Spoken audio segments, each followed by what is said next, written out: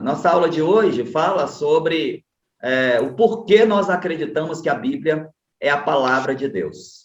Né? Vamos falar sobre evidências internas e externas.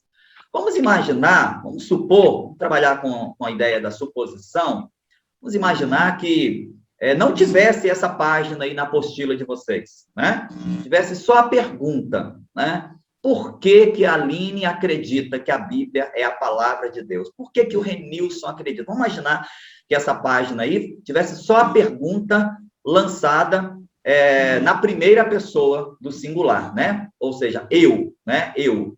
E aí agora eu vou transformar essa pergunta na segunda pessoa do singular, né? Por que você acredita que a Bíblia é a palavra de Deus? Então, imagina que não tivesse essa página aí e fosse lançada essa pergunta, né? Aí eu queria ouvir aí algumas opiniões aí. Por que você, né? Por que tu acredita que a Bíblia é a palavra de Deus? Para mim, porque a cada dia eu vejo, né, acontecer, né, tudo que nele está escrito, né, apesar de ter experiências pessoais com Deus, né, através da palavra, né, através da Bíblia, mas porque cada palavra que eu vejo na Bíblia, eu vejo ela se cumprir. Então, assim, há um cumprimento, né? Uhum. Cumprimento das Escrituras para você é uma evidência de que a Bíblia é a palavra de Deus, é isso? Sim. Ok. Podemos ter mais algum compartilhamento aí? Eu iria falar mesmo que o Renilson. Mas, para ficar diferente aí, eu vou colocar por tradição oral. Tradição oral. Traduza para nós que ainda somos alunos, sem luz nenhuma. Tradição oral foi o que foi passado para mim, pelos meus pais, pelos mais antigos. Ok. Tá joia. Mais alguém gostaria de compartilhar? Assim, eu ia falar a mesma coisa que o Renilson, né? Que a gente viveu e vive aquilo que está na Bíblia, né? Mas para não soar repetitivo, o que veio na minha cabeça foi por tradição oral. Joia. Pelo que foi passado para nós. Se você quiser usar um desses, você que está aqui conosco, né? Quiser participar e usar um desses argumentos aí e dizer assim, olha, pastor, meu argumento é esse que está escrito aí, ó. Para mim, a capacidade transformadora da Bíblia é um argumento, é uma evidência indiscutível, né? Eu falaria isso, se essa página não existisse aqui, eu falaria isso. A Bíblia me transformou, a Bíblia transformou um monte de gente ao meu redor, e isso, para mim, é uma evidência de que tem algo sobrenatural nela. Ela não é um livro como outro qualquer, as pessoas leem, se emocionam e continua a vida do mesmo jeito. A Bíblia, a gente lê, não apenas se emociona, mas ela é capaz de transformar as pessoas. Milhões, bilhões e milhões e milhões de pessoas, todos os anos, se convertem ao cristianismo. E boa parte dessas pessoas se converteram num lugar, e esses milhões, eu estou justamente apontando para essa realidade, milhões de pessoas se converteram ao cristianismo através de um encontro sobrenatural com a palavra, né? Por exemplo, a gente tem um relato de uma pessoa que a gente conhece, talvez alguns de vocês conhecem, talvez se lembrem dele, mas o pastor Seraf Nereng é um angolano que vive no Brasil há muitos anos, e ele compartilha o testemunho dele conosco, que é um testemunho extraordinário.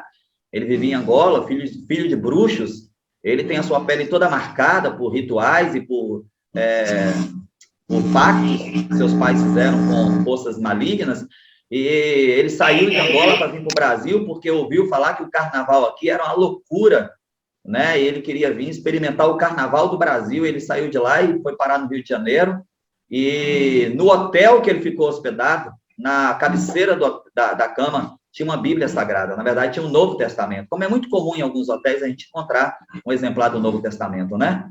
E ele ali começa a folhear aquele Novo Testamento e algo sobrenatural começa a acontecer dentro dele. Você imagina, um filho de bruxos da África, né? Vem para o Brasil para pular carnaval. E ele, dentro de um hotel, na solitude, na solidão de um quarto de hotel, ele tem um encontro com Deus.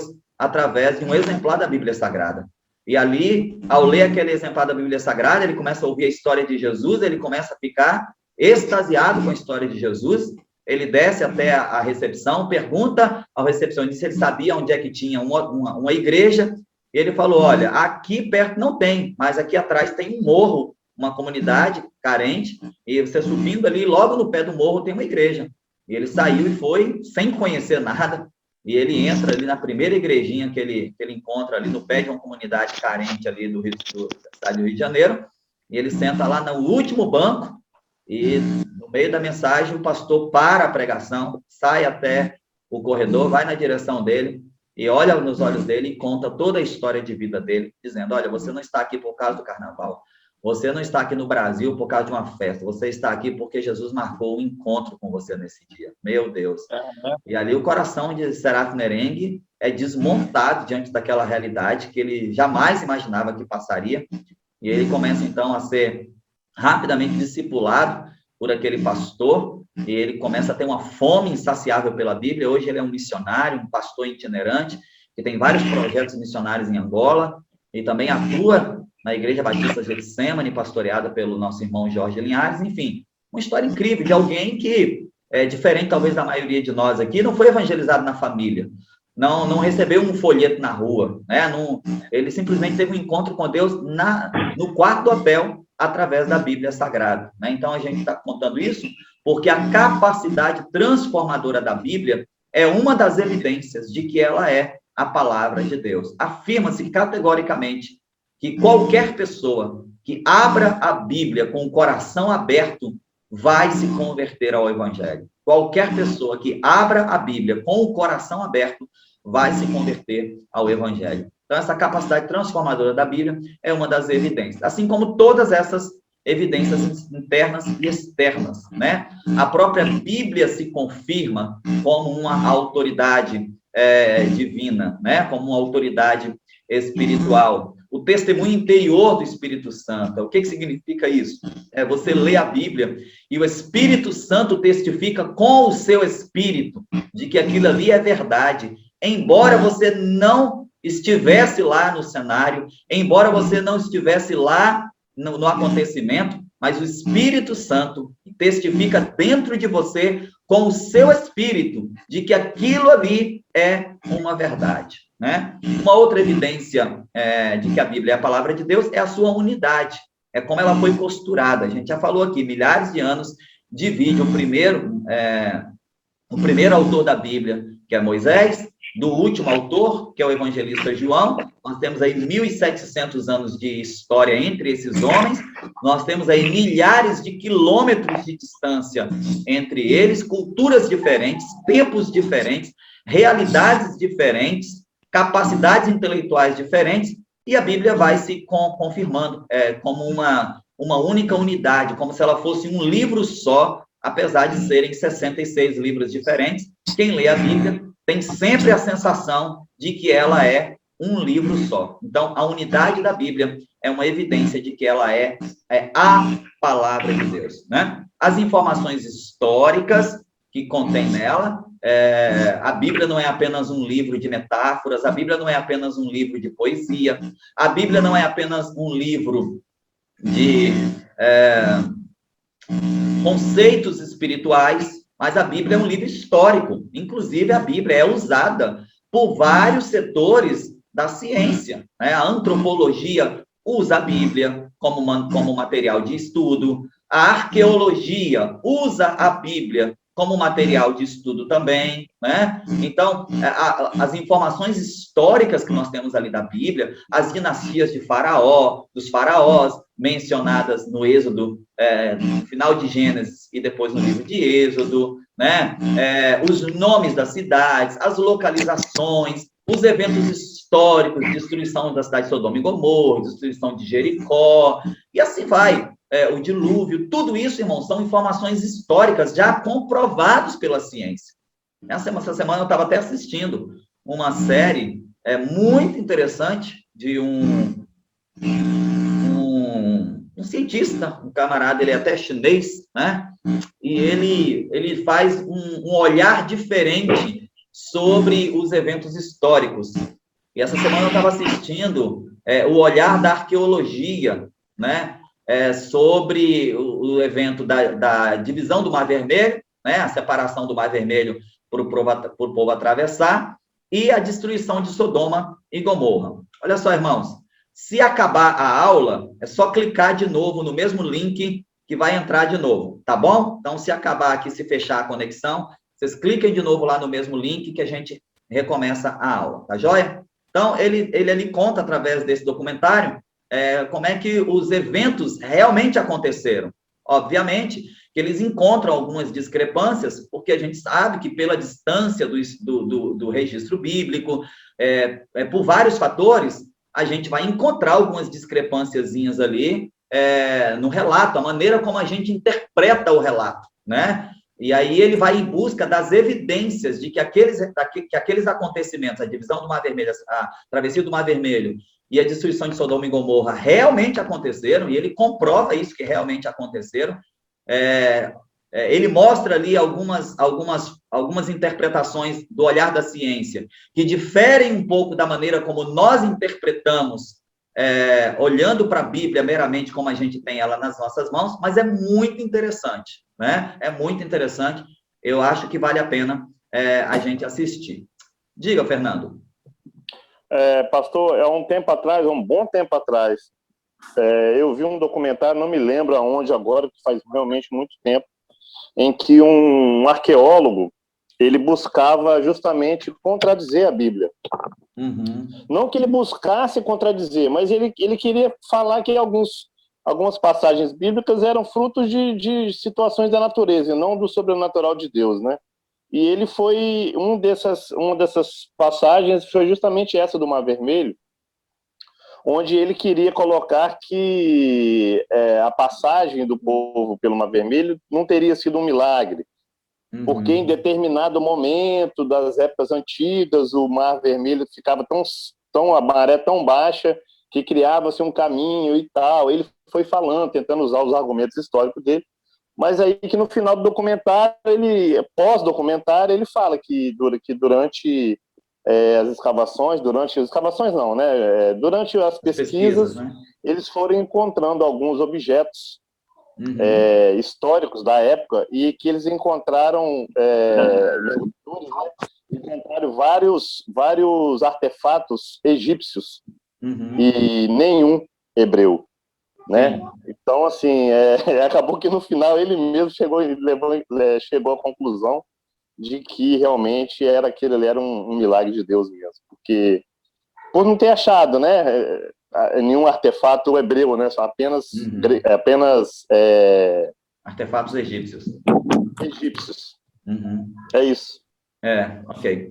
Então, quando a gente fala do Mar Vermelho ter por exemplo, dividido no meio, né, é interessante, assim, a gente está num ambiente seguro e maduro para a gente conversar sobre isso, até para que o nosso nível de revelação e reflexão seja ampliado, né? Você não vai encontrar no livro de Êxodo lá, dizendo assim, milagrosamente o mar se dividiu ao meio. Você não vai encontrar. Nós é que, ao lermos o relato, interpretamos o fato como um milagre. Vocês concordam? Estão entendendo o que eu estou dizendo? Sim. Então, nós é que olhamos o fato e interpretamos como um milagre, porque nós agimos pela fé. Nós não temos a ciência, nós não somos cientistas. Então, a nossa fé olha para aquele fato e diz que é um milagre. O cientista, ele não tem a fé, ele tem a ciência. Então, o cientista, pela ciência, ele vê como um fato da natureza. Mas, ainda que tenha sido um fato da natureza, que eu particularmente me inclino a acreditar, né, e que não foi assim, igual o Hollywood apresenta, né? Eu acredito que Deus usou um evento da natureza que ele mesmo criou e ele mesmo controla. Lembram disso? É Deus que criou, então é ele que controla. Então, não deixa de ser um evento da natureza, mas é um evento da natureza que aconteceu por uma intervenção divina. Nós olhamos para esse evento da natureza que acontece por uma intervenção divina na hora que o povo precisa e dizemos, um milagre.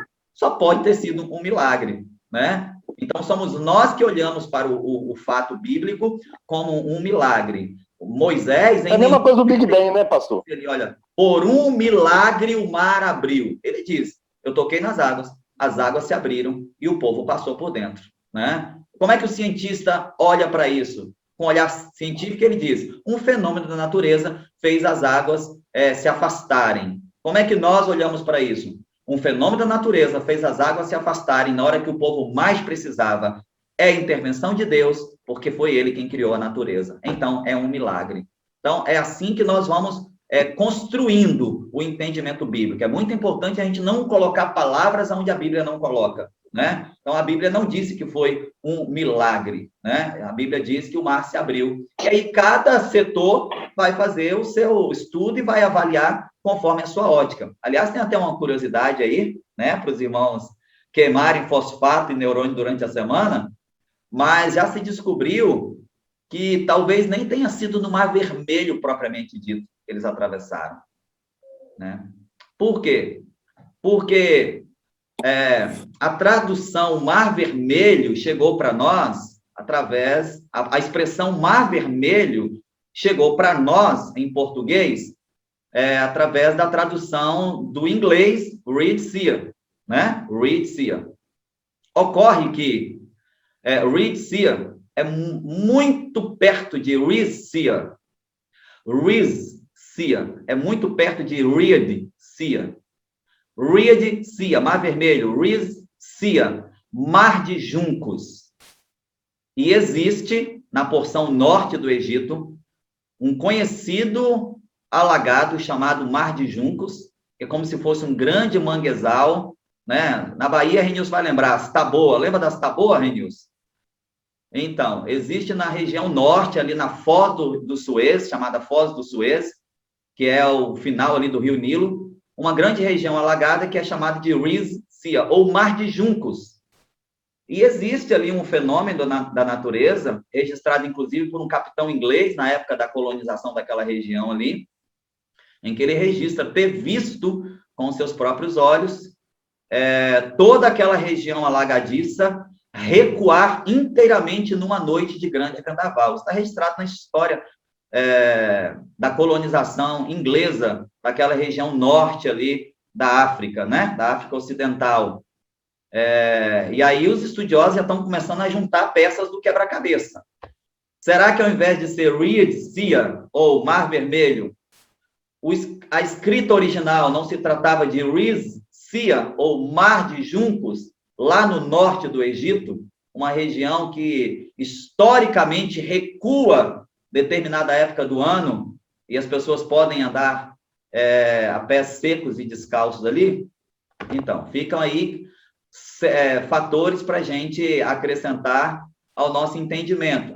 Se foi isso, milagre de Deus, porque Deus coloca o povo de Israel exatamente ali, no momento que o mar de Juncos, se for esse o caso, iria recuar, e Deus permite que o povo egípcio chegue exatamente na hora que esse mar retorna, né? Mas o mar de Juncos é muito raso, dá cerca de, acho que 3,5 metros, se eu não me engano, o lugar mais, ou melhor, 3,5 metros, o lugar mais fundo. Como é que pode o egípcio ter sucumbido em 3,5 metros? Então, foi milagre. Se foi no Mar Vermelho, é milagre. Se a ciência estiver certa e foi no Mar de Juncos, é milagre. Uma coisa é certa, o povo de Israel prevaleceu do outro lado e o povo egípcio pereceu, seja no Mar Vermelho ou no Mar de Juncos, e a própria arqueologia já comprova isso. Existem, inclusive, murais encontrados agora há poucos anos atrás em cidades antigas do Egito, mostrando carroças, charretes e exércitos egípcios sucumbindo debaixo da água, comprovando que, mais uma vez, a Bíblia ela está exata, ela está correta nos seus registros históricos. Bom, então, você tem o testemunho de Cristo, quando ele usa, por exemplo, a Bíblia ali, quando ele está naquela sinagoga, e ele abre a Bíblia, e ele lê lá o texto de Isaías, lembram disso? Ele abre o rolo, lê o texto de Isaías, depois de ler o texto de Isaías, o que ele diz? Hoje se cumpre essa escritura. O que Jesus está dizendo? Eu estou afirmando de que a escritura é verdadeira, porque ela está se cumprindo hoje aqui, através da minha vida. Então, o próprio testemunho de Cristo, que é a figura central do cristianismo, que é a figura maior do cristianismo, a próprio testemunho de Cristo sobre a Bíblia é uma evidência de que ela é a palavra de Deus. A evidência da influência, a gente falou isso aqui na primeira aula, né? A Bíblia influenciou até na criação das constituições do mundo inteiro, né? O padrão ético, moral das pessoas é influenciado pela Bíblia durante toda a história. Então, a influência da Bíblia na sociedade, mesmo aquelas sociedades consideradas pagãs, né? Os ateus, enfim, a Bíblia está influenciando ali. Então, é uma outra evidência de que ela é a palavra de Deus. E, por fim, a evidência da indestrutibilidade. Você imagina todo esse conteúdo rodando aí por séculos e séculos, num contexto que não havia formas de preservação, não tinha geladeira, não tinha câmara frigorífica, né? Não tinha cofres, né? Esses manuscritos andavam no lombo de animal, andavam escondidos muitas vezes na roupa das pessoas, estavam guardados em potes que foram enterrados no deserto, alguns guardados dentro de câmaras escondidas em grutas, e nada disso foi destruído. Então, a indestrutibilidade do material bíblico é uma outra evidência de que houve um interesse divino de que todo esse material fosse preservado. Então, a Bíblia, por causa da sua indestrutibilidade, ela é considerada a palavra de Deus, ok? Sobre essas evidências aqui que foram mencionadas, alguém tem alguma dúvida? Alguém tem alguma dificuldade com alguma dessas evidências? Ou tem algo para compartilhar acerca de uma dessas evidências aí? Levanta a mãozinha, ou a sua mão mesmo, né? Ou a sua mão, ou a mãozinha do Zoom aí. Então, vamos lá. Quando e como foram definidos os livros da Bíblia? Aí nós entramos aqui no assunto chamado canon, ou canon, né? Canon.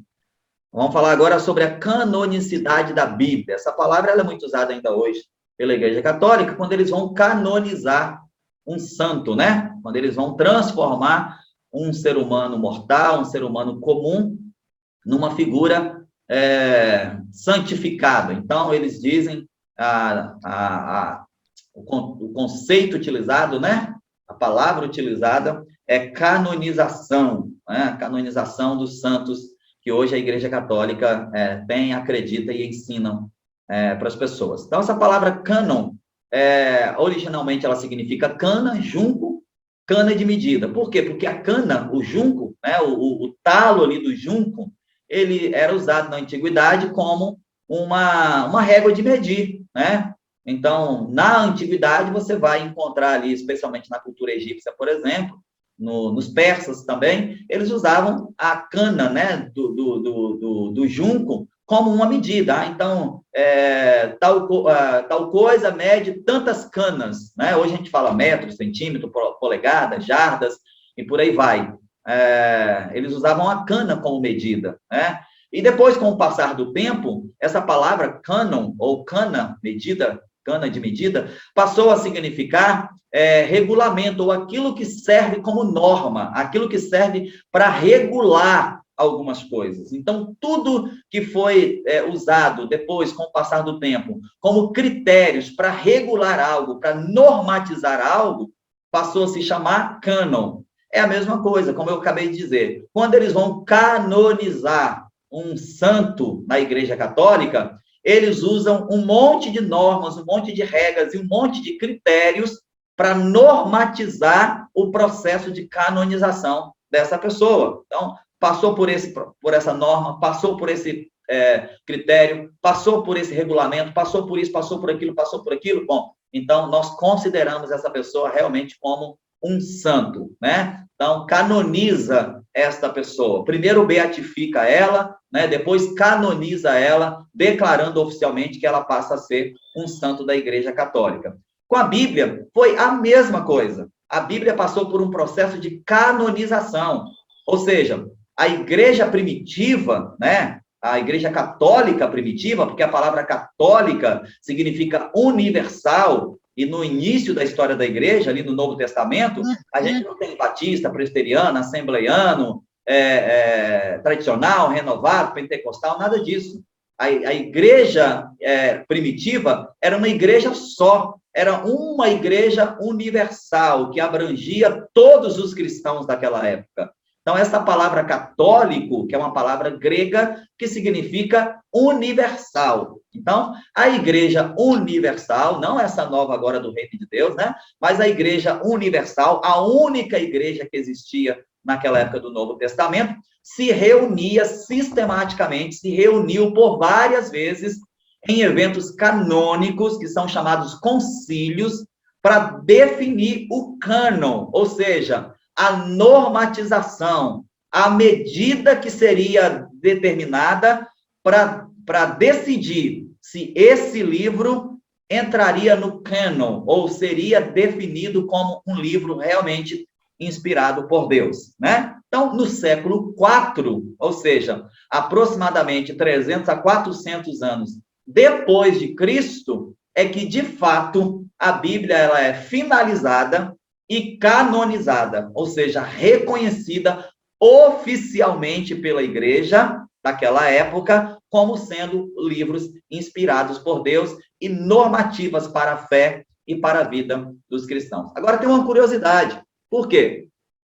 Porque o Antigo Testamento ele foi rapidamente canonizado, foi rapidamente determinado. Olha, de Gênesis a Malaquias, esses livros aqui é que entram como livros inspirados e nós aceitamos como sendo livros realmente que servem como medida para a nossa fé e medida para a nossa prática cristã. Agora, os livros do Novo Testamento, eles demoraram a ser registrados, né?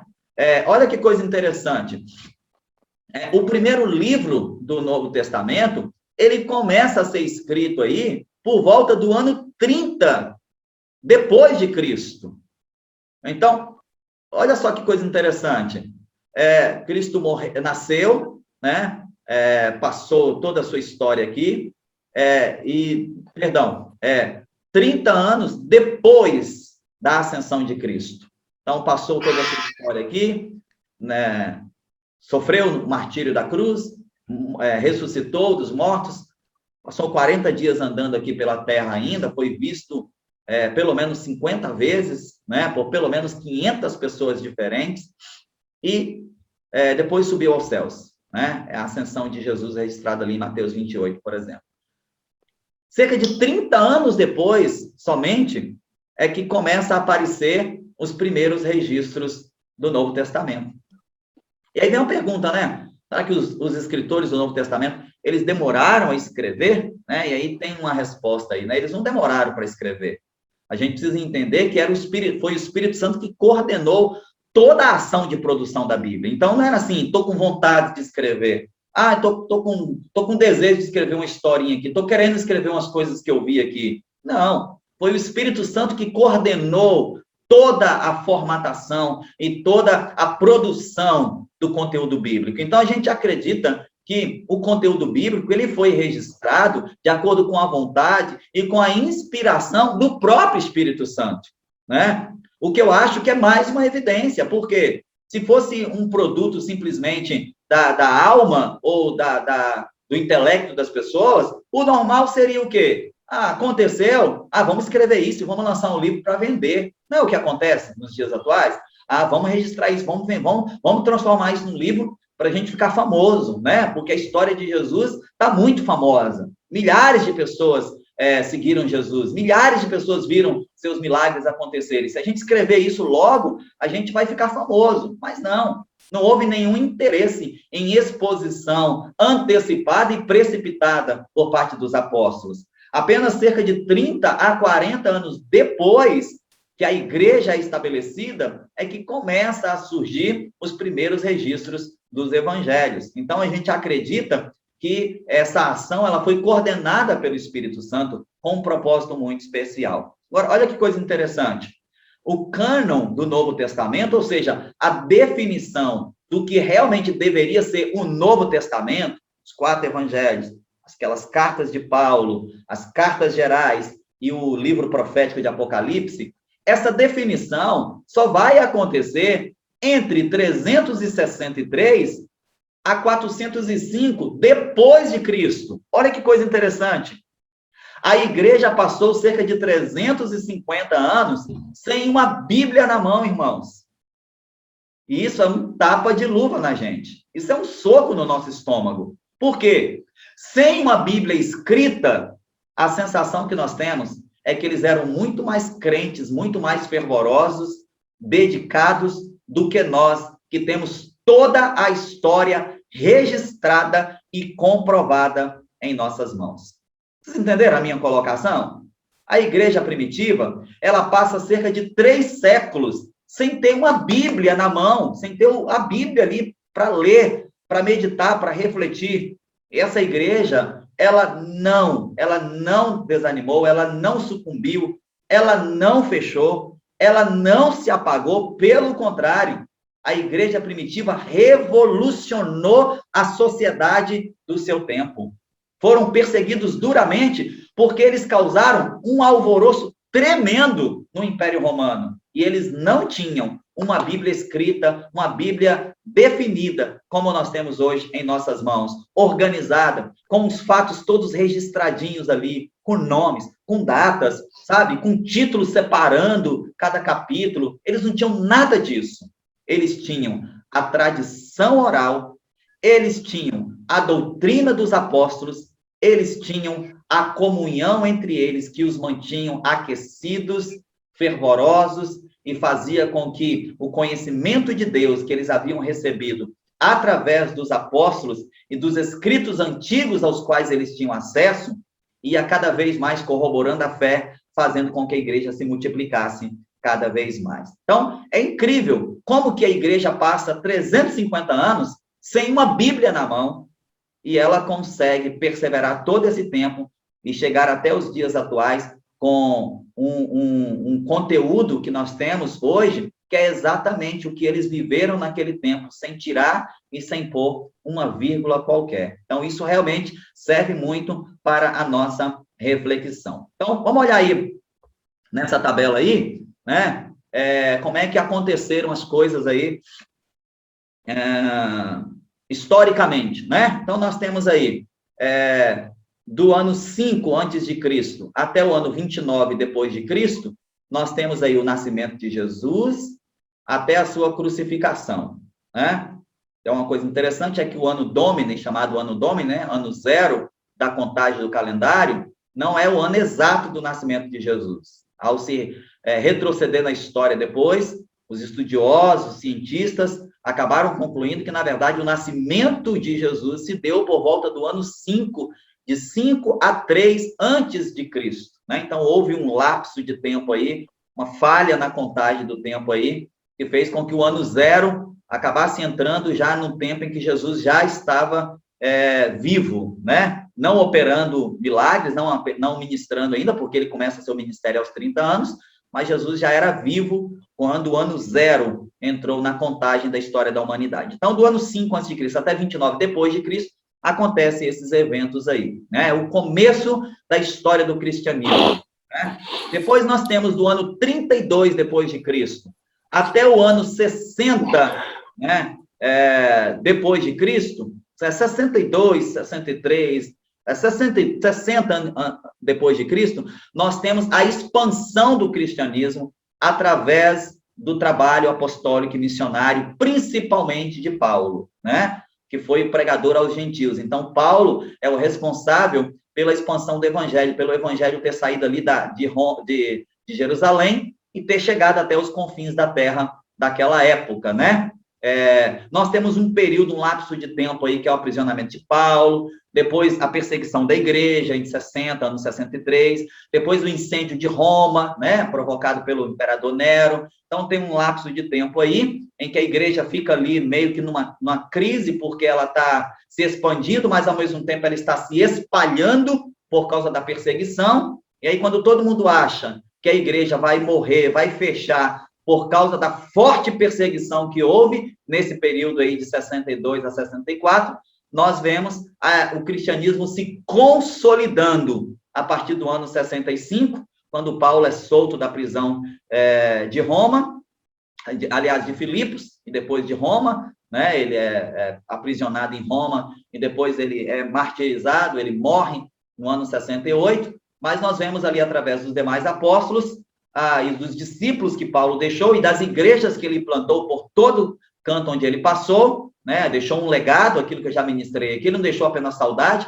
ele deixou um legado, igrejas plantadas, discípulos formados, pastores treinados para assumir essas igrejas, e como resultado disso, o que aconteceu? A consolidação do cristianismo a partir do ano 65. Quando todo mundo achava que o cristianismo ia morrer por causa da perseguição de Roma e da prisão do apóstolo Paulo, né? O evangelho, ele se expande cada vez mais, né? Aquela frase que costumam usar por aí, né? O cristianismo é igual massa de bolo, quanto mais bate, mais cresce, né? Então, o evangelho e o cristianismo vai se consolidando aí a partir do ano 65 depois de Cristo. Tá? Então, vamos lá. Quais foram os critérios utilizados? Essa é uma grande pergunta, é uma grande curiosidade, né? Por que que esses livros que nós temos hoje são considerados a Bíblia? Por que que eles foram canonizados pela igreja primitiva? Por que que esses livros que nós temos, e não os apócrifos, muito perguntado já várias vezes por Fernando aí, em outras aulas anteriores, né? Por que que o livro de Tobias? Por que que 1º e 2º Macabeus? Por que que o livro de Judite? Por que que o Evangelho de Tomé, o Evangelho de Maria Madalena? Por que que esses livros apócrifos, eles não entraram na canonização da Bíblia? Por que que eles não foram aceitos como livros inspirados? E por que que Mateus, Marcos, Lucas e João foram? Por que que Salmos foi? Por que que Êxodo foi? Né? Quais são os critérios que utilizaram nessas datas aí, ó? 363 depois de Cristo, 393 depois de Cristo, 397 depois de Cristo, depois finalmente 405 depois de Cristo.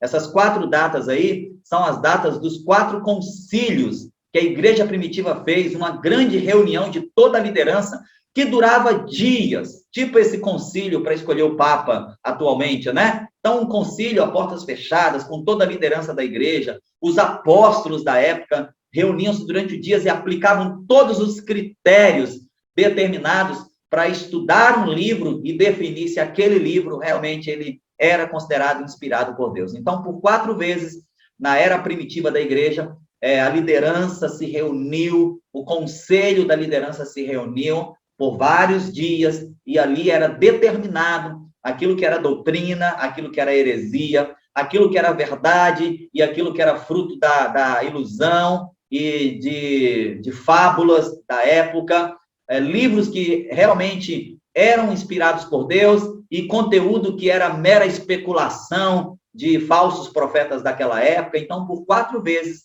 na era primitiva da igreja, eles se reuniram para determinar a canonização, ou seja, definir a régua de medida. Então, tudo que entrar aqui dentro dessa régua de medida, a gente vai dizer que é inspirado por Deus e vai aceitar como parte da Bíblia. Se ficar fora dessa nossa régua, ou desse nosso cano, que vai ter os critérios estabelecidos, a gente descarta e a gente vai determinar como não sendo inspirado, como não sendo bíblico. Então, essas reuniões, esses concílios de canonização, usavam diversos critérios. Então, vamos lá.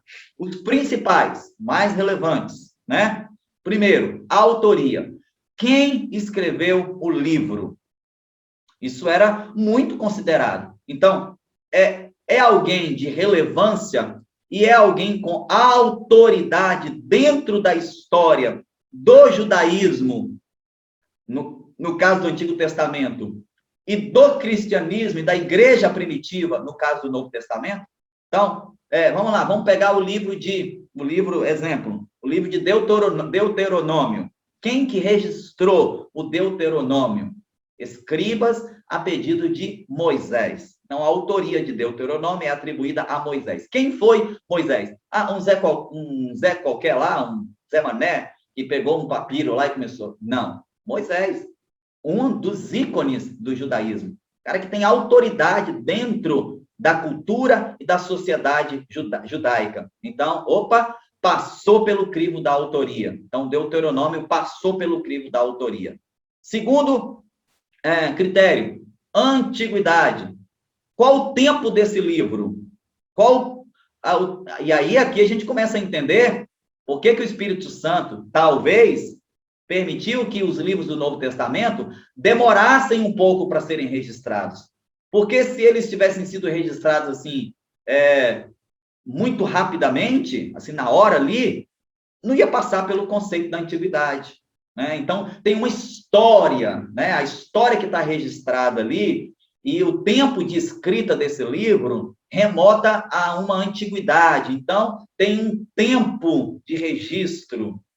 Não é algo que simplesmente chegou 5 minutos atrás aqui para a gente avaliar. Não.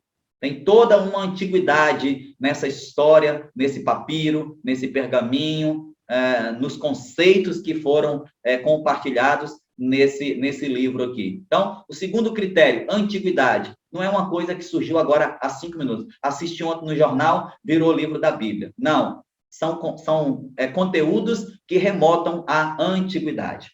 Terceiro critério, universalismo. Se aplica a todos ou apenas a um grupo reduzido de pessoas.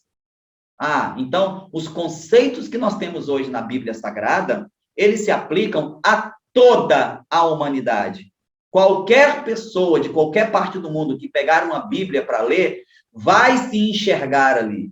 Vai compreender que aquilo é algo para o seu coração, independente do credo, independente da cultura, independente do intelecto. Então, o terceiro critério que utilizaram para definir se um livro era realmente inspirado por Deus esse livro é universal, ele se aplica a toda a história, ou ele é apenas um livro que quer destacar um pequeno recorte aqui, uma famíliazinha aqui que quer ganhar evidência. Então, não, universalismo era um outro critério utilizado para que um determinado livro fosse considerado inspirado por Deus. Quarto critério, coerência dos textos. Os textos estão coerentes entre si, eles se completam, há concordância, né? Há concordância entre eles. Então, os textos que nós temos na mão aqui, nesse papiro, e aí eu já falei até sobre isso, né? Porque anos depois encontraram pergaminhos antigos nas cavernas de Qumran, que são chamados manuscritos do Mar Morto, e percebeu-se a coerência dos textos bíblicos. Por quê? Porque o conteúdo desses pergaminhos encontrados anos e anos depois é o mesmo conteúdo do original que foi utilizado lá para fazer a primeira tradução bíblica. Então, há uma coerência dos textos, porque haviam vários manuscritos, irmãos. Quando eles pegam para avaliar, por exemplo, o livro do profeta Isaías, eles pegam vários rolos que existiam naquela época do profeta Isaías e começam a comparar um com o outro, para ver se havia coerência entre eles, né? Então, esse é um outro critério que eles utilizaram para canonizar os livros da Bíblia. Bom, um outro critério são as evidências internas das Escrituras. Nós já falamos sobre isso. Começamos essa aula falando das evidências internas.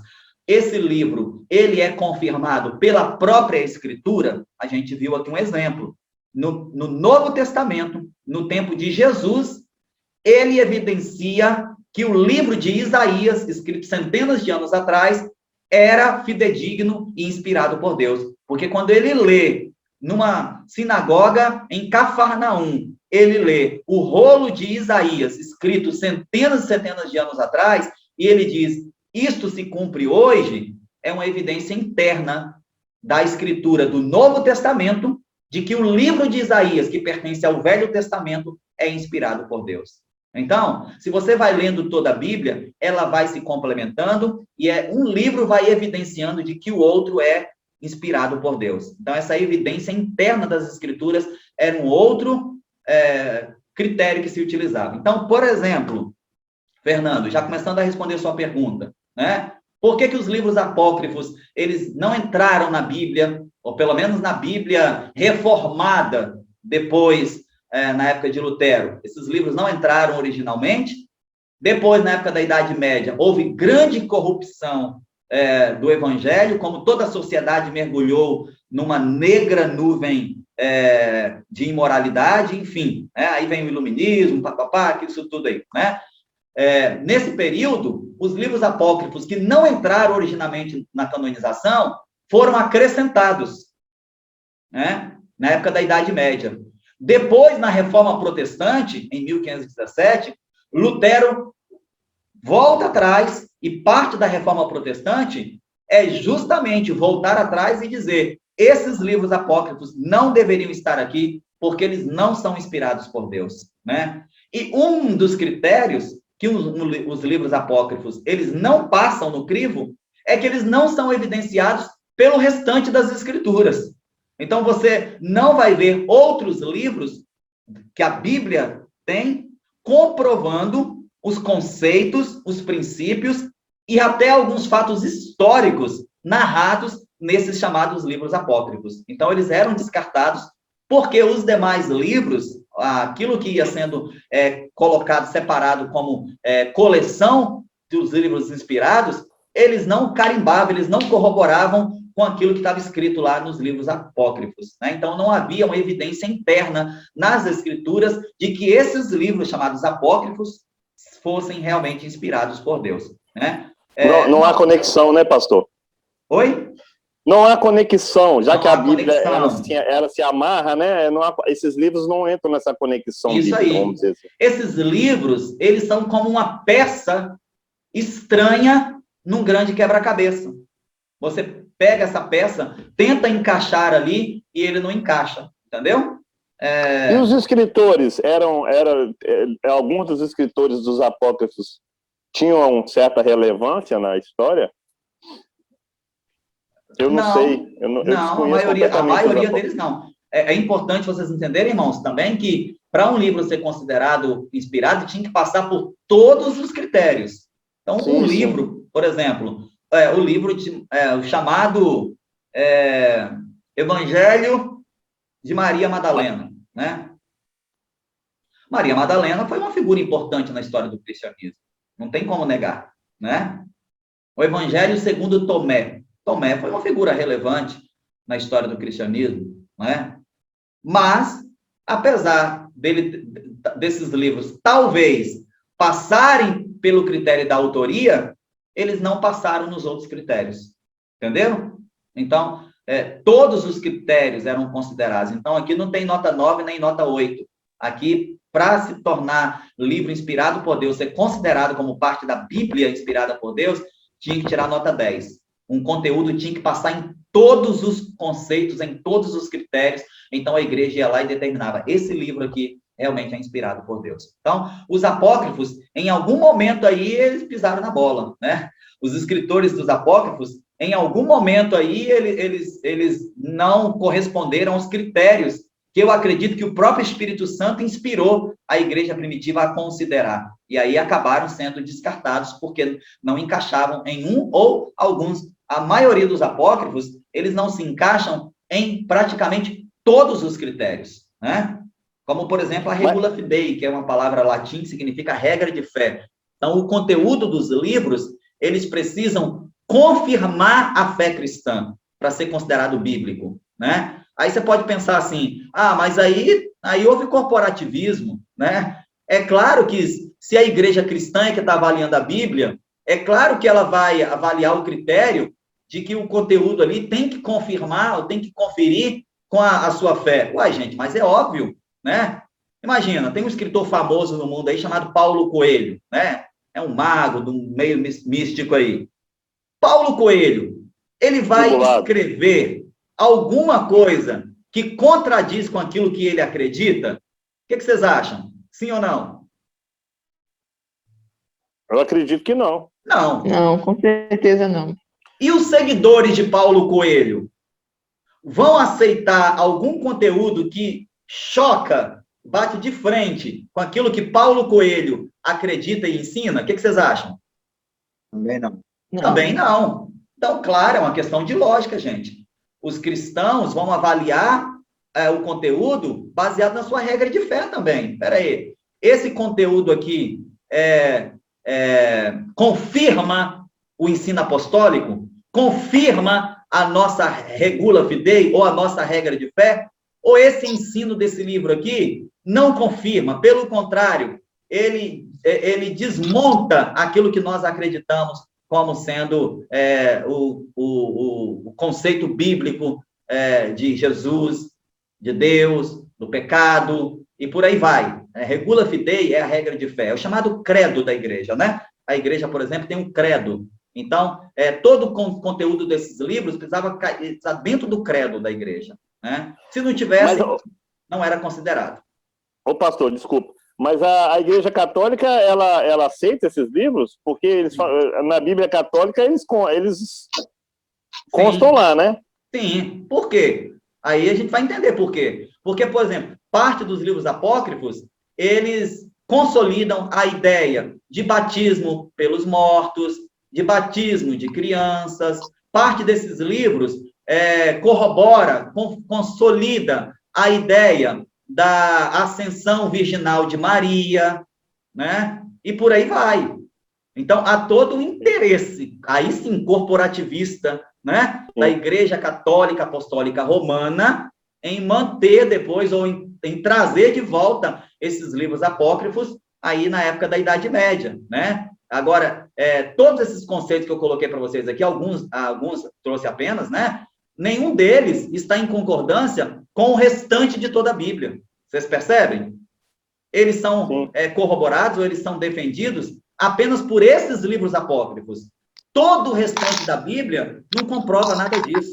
Então, é por isso que a igreja cristã, ela chega depois, a igreja cristã reformada, ela chega depois na reforma protestante e diz, não, esses livros não deveriam ter voltado para cá, porque eles não fazem parte da nossa regra de fé. O que está aí não confirma a nossa fé cristã, né? Então, eles saem lá no começo, eles são excluídos, depois, por um interesse religioso, legalista e corporativista, financeiro, esses livros entram de novo, né, na canonização da Bíblia católica, apostólica romana, e depois, na reforma protestante, esses livros são novamente rechaçados, enfrentados, e na reforma protestante, eles são, mais uma vez, rejeitados pela igreja cristã reformada da época. Parte da reforma protestante é justamente rejeitar a presença dos livros apócrifos na Bíblia Sagrada, ok?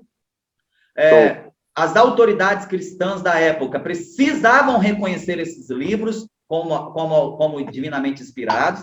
Então, no concílio, está reunido aqui, tem ali as autoridades, os apóstolos daquela época.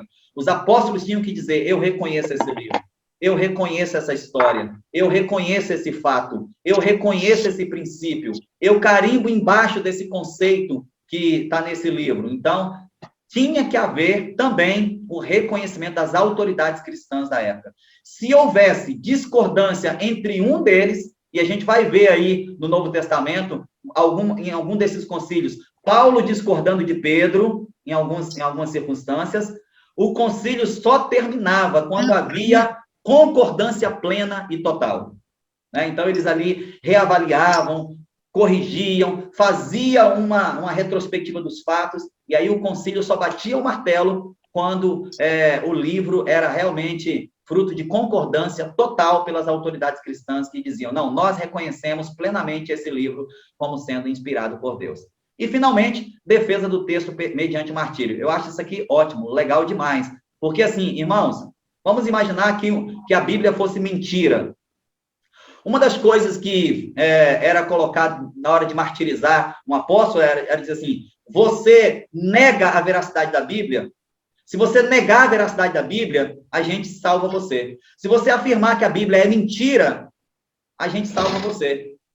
Aí os apóstolos ali diante da espada, diante do fogo, diante de um caldeirão com óleo fervente, diante de uma cruz, eles diziam, não, nós confirmamos que aquilo que nós pregamos e aquilo que está sendo ensinado por aí é a verdade de Deus, é a verdade de Cristo. Então eles defendiam o texto até a morte. Irmãos, quem defende um texto até a morte, se não tiver certeza que ele é realmente inspirado por Deus? Vocês estão compreendendo? Sim. Então, quando um conteúdo bíblico, ele era defendido pelos apóstolos e pelos cristãos da primeira era cristã até o final, para o concílio da igreja que estava fazendo a canonização, isto era uma evidência de que esse livro só podia ter sido inspirado por Deus. Porque ninguém, em sã consciência, iria defender algo que ele não tivesse convicção plena de que aquilo fosse verdade. Você nega que Jesus ressuscitou dos mortos? E eles diziam, não, nós não negamos, pode nos matar. Vocês negam que Jesus ressuscitou a Lázaro e que Jesus curou muitos cegos? Eles diziam, não, é verdade, o que está escrito aí nesses pergaminhos é verdadeiro. Nós não negamos porque nós vimos acontecer e nós acreditamos que era verdade. E aí, o pescoço era cortado. Né? Então, a defesa dos textos mediante o martírio era um outro critério, era uma outra evidência de que esses textos só poderiam ter sido inspirados por Deus. Né? Depois você tem aí uma tela aí que eu não vou ficar muito nele, tá? Porque é apenas um cronograma aí das traduções da Bíblia com o passar do tempo, né?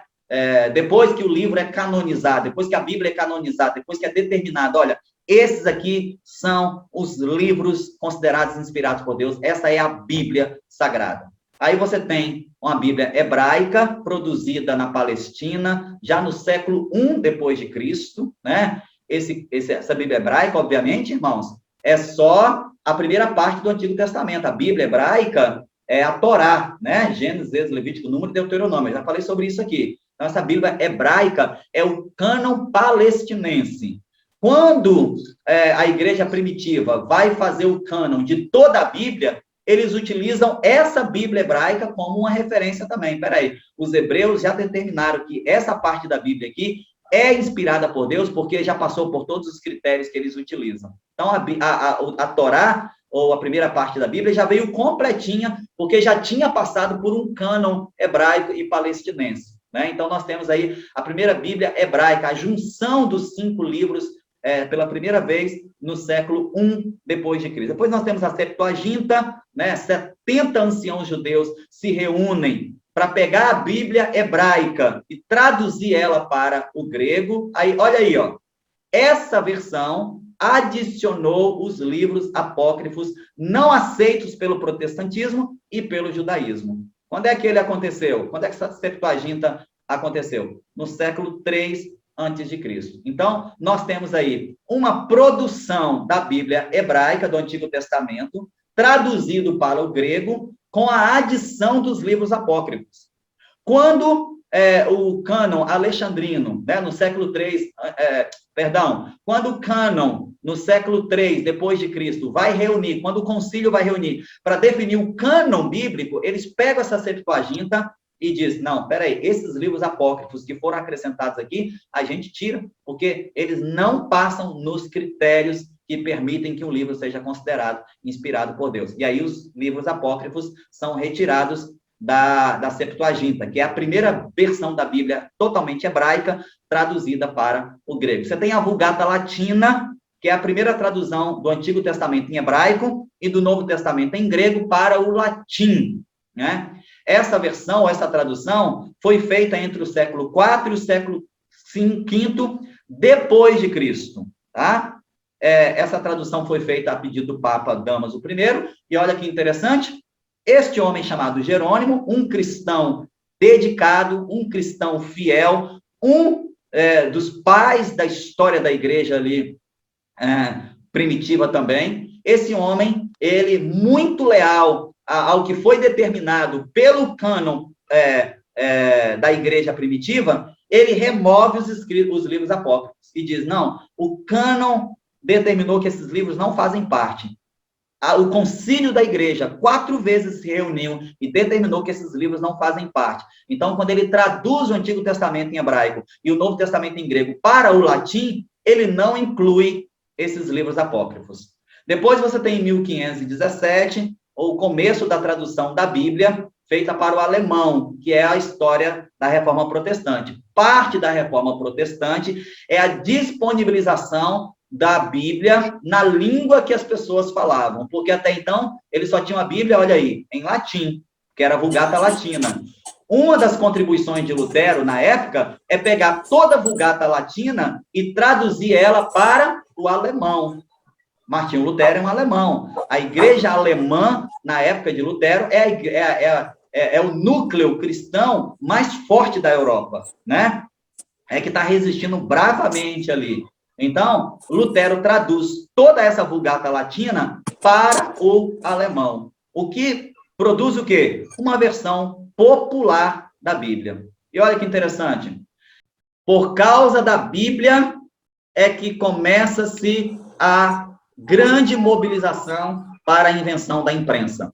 Gutenberg, ele inventou a imprensa e o primeiro livro impresso da história foi exatamente a Bíblia Sagrada. Lembra que no começo da aula aqui eu falei que uma das evidências de que a Bíblia é inspirada por Deus é o tamanho da sua influência na história da humanidade? Gente, pensa comigo aí, a importância da imprensa, a importância da máquina de imprimir de Gutenberg, a revolução que a imprensa causou na história da humanidade. E a máquina de imprensa de Gutenberg, ela foi criada para imprimir a Bíblia. Olha a importância, olha a relevância da Bíblia Sagrada na história da humanidade.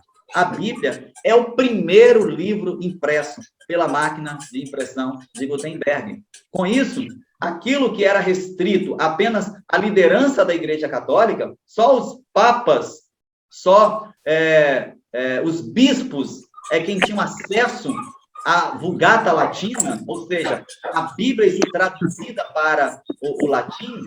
Agora, com a tradução para o alemão e com a invenção da imprensa, a Bíblia começa a chegar na mão das pessoas. Aí começa uma revolução no cristianismo, irmãos. Por quê? As pessoas começam a ver que aquilo que era ensinado pela chamada Igreja Católica da época não constava na Bíblia. Começa a haver uma revolução, começa a haver um despertar, começa a haver um avivamento. Esse avivamento, esse despertamento, é chamado na história de Reforma Protestante. Então, muitos conceitos, como, por exemplo, o pagamento de indulgências, o perdão dos pecados por um ser humano, o padre, o papa, o bispo, determinavam um preço para as pessoas pagarem, e após pagar esse preço, o papa, o padre, o bispo dizia, seus pecados estão perdoados. Por quê? Porque havia a crença da infalibilidade papal. Então, um cara que era considerado infalível tinha autoridade, segundo a Igreja Católica, para perdoar os pecados do resto da humanidade. Olha que absurdo. E aí, depois, na Reforma Protestante, a Bíblia chega na mão das pessoas, na língua delas, e num pedaço de papel que elas conseguem ler. E elas começam a descobrir pela Bíblia que todos pecaram e separados estão da glória de Deus. Epa, peraí. Se todos pecaram, o Papa também pecou. O bispo também pecou. Então, não existe isso de infalibilidade papal. E aí começa ali uma guerra de conceitos, e é por isso que a Igreja Católica travou uma batalha violenta contra Martinho Lutero e contra todos os reformadores da época, né? Porque uma das grandes contribuições que ele fez foi justamente traduzir a Bíblia para a linguagem da população, onde ele vivia, no caso, Alemanha, que depois originou a Bíblia King James, né?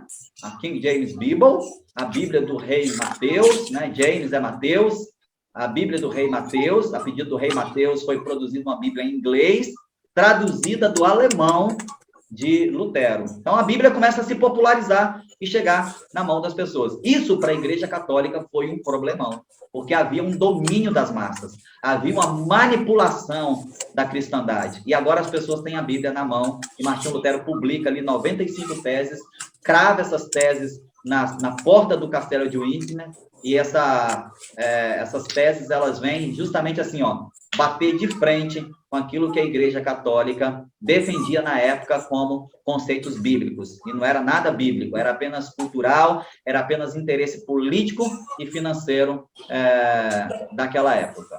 Só um segundinho aqui. E aí, por fim, né, vem aí a tradução da Bíblia Almeida, que é a tradução completa para o português, feita por um grande pregador reformado. Ele era um bispo, né, da Igreja Cristã Reformada, depois se tornou missionário nas Índias. Então ele era um português, né, ele era um português de Portugal, né, e depois ele saiu da Igreja Católica Apostólica Romana e se vinculou à Igreja Cristã Reformada. Nessa vinculação dele à Igreja Cristã Reformada, ele se torna um missionário nas Índias Orientais.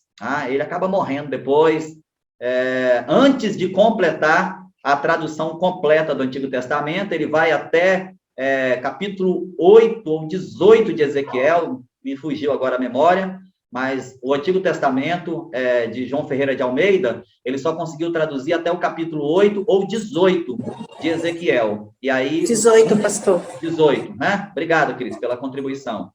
E aí, depois, um seu discípulo é que completa a tradução para o português do restante do livro de Ezequiel até o profeta Malaquias. É uma história muito interessante. Aí, né, tem a história narra aí que a primeira tradução que ele fez do Novo Testamento, um incêndio queimou totalmente, ele teve que refazer, né? Você imagina o trabalho que esse homem tem e a relevância que esse homem tem para o evangelho na região ocidental do mundo, né? Depois a tradução de João Ferreira de Almeida chega a todo o Ocidente, chega à América, e é o que dá origem aí a todas as Bíblias que hoje nós temos em nossas mãos.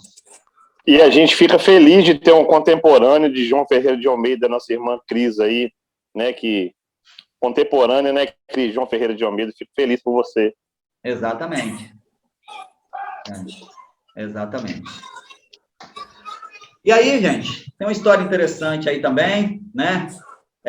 Não sei se vocês sabem, mas existe a chamada Sociedade Bíblica Brasileira, a chamada SBB. Se você olhar na sua Bíblia, a maioria das nossas Bíblias, maioria absoluta, 90% das Bíblias, 90% das Bíblias no Brasil são produzidas pela chamada Sociedade Bíblica Brasileira, que é a autoridade principal do que diz respeito a conteúdo bíblico, né?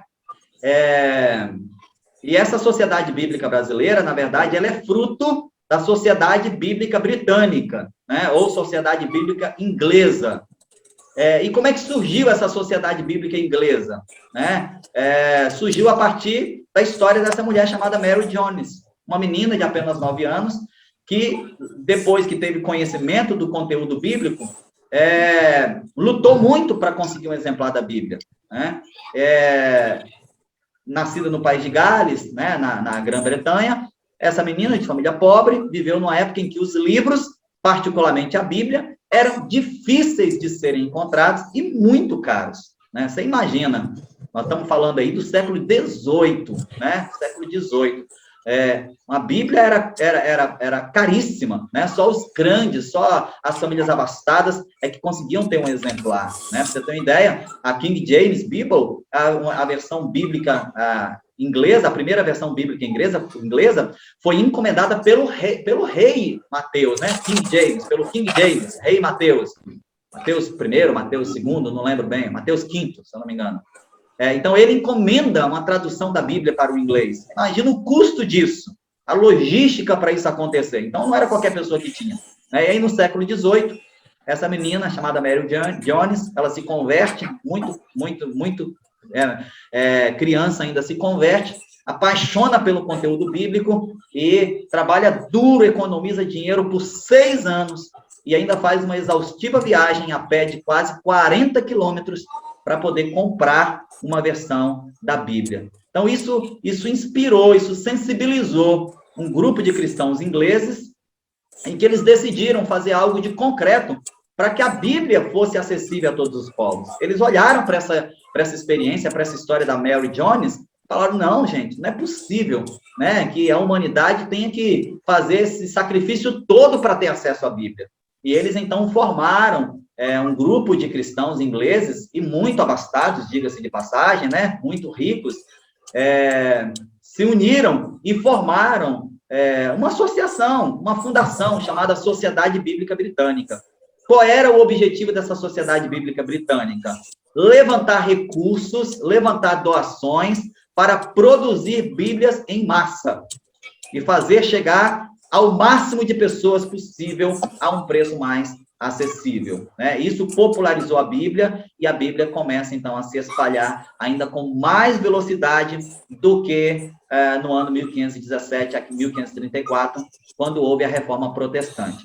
A fundação da Sociedade Bíblica Britânica inspirou a criação de outras sociedades bíblicas em várias partes do mundo, inclusive aqui no Brasil, Se você quiser pesquisar aí, você vai encontrar aí a sbb.org.br, que é a Sociedade Bíblica Brasileira, que é a responsável pela produção e pela distribuição de 90% de todas as Bíblias que são vendidas no Brasil.